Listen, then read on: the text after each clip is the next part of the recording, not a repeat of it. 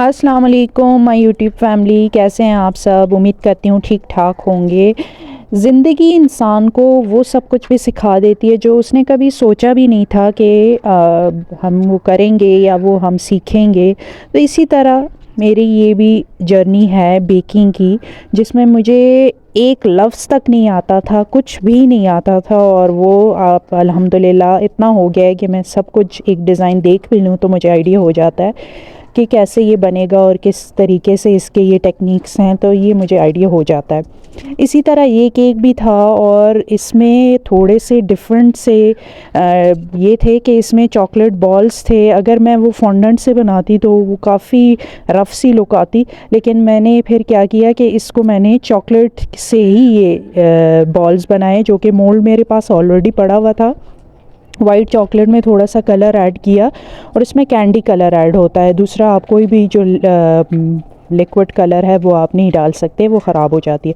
Candy colour मैंने डाला, लेकिन उसका भी थोड़ा सा आपने ध्यान रखना होता है, बहुत कम क्वांटिटी में। अगर लाइट कलर्स हैं तो बहुत कम क्वांटिटी में डालना पड़ता है, वरना वो डार्क कलर हो जाता है। तो ये मेरे पास मोल्ड था, उसमें फिर मैंने चॉकलेट के ये बॉल्स बनाने थे। अच्छा, वाइट चॉकलेट का बहुत ज़्यादा ध्यान रखना पड़ता है आपको, बहुत ज़्यादा, क्योंकि डार्क चॉकलेट जो होती है वो तो काफ़ी हीट होती है, उसके साथ आप कुछ भी कर लें। अब ये देखें, बीच में ये ठंडी हो गई थी तो ये बन ही नहीं रहा था। मैंने कहा चलें किसी तरीके से ये बन जाएगा, लेकिन नहीं, फिर इसको मुझे दोबारा गर्म करना पड़ता है, और ज़्यादा गर्म भी नहीं करना पड़ता। ये नहीं कि आपने बस फुल टाइम चूल्हे के ऊपर रखा और वो बस गर्म हो गया, नहीं जी।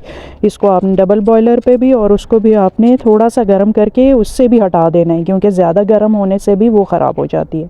तो आपको सिर्फ उसका पैन ही गर्म हो जाए तो उसको भी आप बाहर छोड़ दें तो वो खुद ही मेल्ट होना शुरू हो जाती है। या तो माइक्रोवेव में भी आपने चंद चंद सेकंड्स, यानी 15 to 30 सेकंड्स के गैप से आपने उसको माइक्रोवेव करना पड़ता है। ये मेरा बटर क्रीम मैंने इसके ऊपर हल्की सी लगाई है, क्योंकि ज़्यादा मैंने नहीं लगानी थी। नीचे मैंने एक और भी इसका लेयर, उसकी जो थी पिंक कलर की, वो मैंने लेयर लगानी थी, तो फिर मैंने नीचे ज़्यादा बटर क्रीम नहीं लगाई।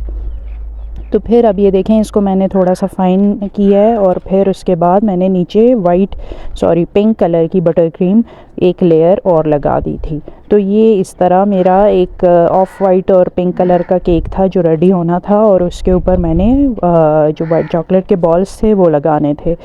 तो वाइट चॉकलेट के भी जो कलर था वो मुझे पिंक और पर्पल चाहिए था, लेकिन वो पर्पल जो था वो मुझे उस तरह का नहीं मिला, लेकिन फिर भी अच्छा लग रहा था, थोड़ा सा डिफरेंट कलर आ गया था।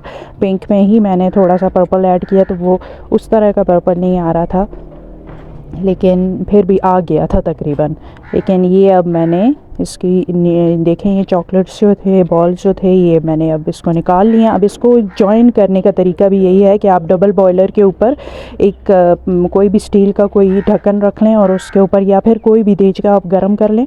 अब ये देखें, इसमें थोड़ा सा मैं रब करती हूँ तो वो थोड़ा सा मेल्ट हो जाता है, तो वो ये स्टिक हो जाते हैं आपस में। और ये देखें, ये सारे बॉल्स जो थे वो रेडी हो गए थे। अब मैंने रेनबो बनानी थी, बहुत ही माइल्ड से कलर की और बहुत ही पेस्टल कलर्स की। तो ये भी आपने बहुत ध्यान रखना है। अगर आपको पेस्टल कलर्स का किसी ने कहा हुआ है तो वो फिर आपने बहुत ज़्यादा एहतियात करनी है, बहुत लाइट कलर आपने यूज़ करना है। टूथपिक से आप कर लें तो ज़्यादा अच्छा है। तो ये देखें, ये कलर्स मैंने सारे रेनबो कलर यूज़ किए थे। ब्लू थोड़ा सा डार्क था, लेकिन वो भी अच्छा लग रहा था, कोई इतना वो नहीं था, क्योंकि पिक्चर में ही ऐसा था।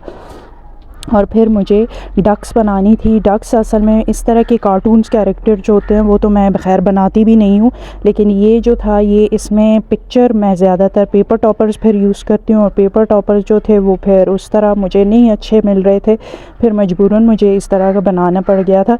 और ये भी मुझे इतने क्यूट लगे हैं कि मुझे बहुत अच्छे ये दोनों लगे हैं, और केक के ऊपर भी बहुत अच्छी इसकी लुक आ रही थी। और ये फिर मैंने इसको इसी तरीके से थोड़ा सा अपने तरीके से बनाए हैं, और बहुत प्यारे लग रहे थे माशाल्लाह। और फिर क्योंकि पिक्चर अगर मैं टॉपर्स लगाती वो लग तो जाते, मेरे पास पड़े हुए थे, लेकिन मैंने उस तरह फिर नहीं लगाए, क्योंकि केक की लुक सारी ख़राब हो रही थी।